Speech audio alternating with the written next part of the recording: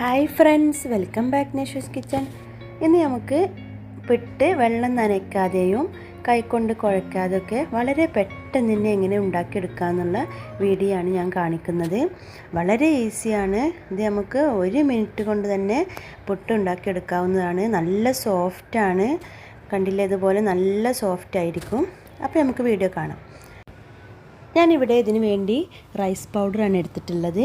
Rice പൗഡറോ അല്ലെങ്കിൽ നമുക്ക് പുട്ടുപൊടിയോ എടുക്കാം. ഇനി ഏത് പൊടിയായാലും കുഴപ്പമില്ല. പിന്നെ നമുക്ക് പുട്ടിലേക്കുള്ള തേങ്ങ എടുക്കാം. ഇനി ഇതിലേക്ക് വേണ്ടത് ചോറാണ്. നമുക്ക് തലേ ദിവസത്തെ ചോറോ അല്ലെങ്കിൽ അന്നുണ്ടാക്കിയ ചോറോ ആയാലും മതി.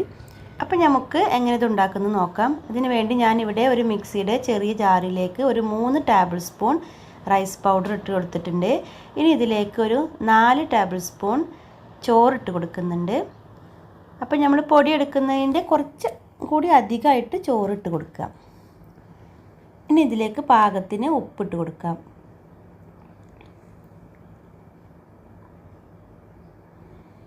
ഇനി നമുക്ക് ഇതൊന്ന് അടിച്ചെടുക്കാം.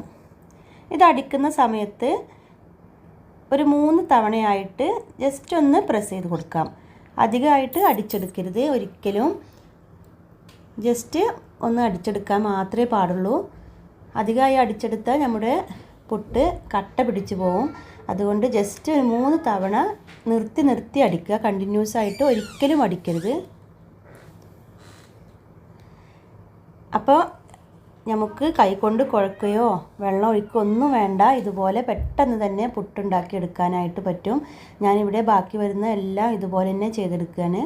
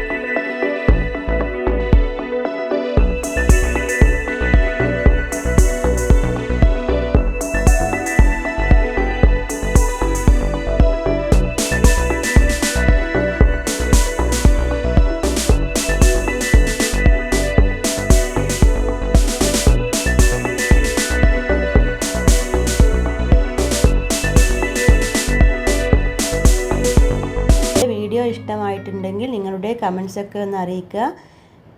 അതുപോലെ ചാനൽ കാണുന്നവർ സബ്സ്ക്രൈബ് ചെയ്യാതെയാണ് കാണുന്നവരെങ്കിൽ ഒന്ന് സബ്സ്ക്രൈബ് ചെയ്യാൻ മറന്നു പോവല്ലേ. അപ്പോൾ ഇന്നത്തെ സിമ്പിളായിട്ടുള്ള റെസിപ്പി ഇഷ്ടമായിട്ടുണ്ടെങ്കിൽ കമൻസ് അറിയിക്കാനും ലൈക്ക് ചെയ്യാനും മറക്കല്ലേ. നെക്സ്റ്റ് റെസിപ്പിയുമായിട്ട് വീണ്ടും വരാം. ഇൻഷാ അല്ലാഹ്. Thank you.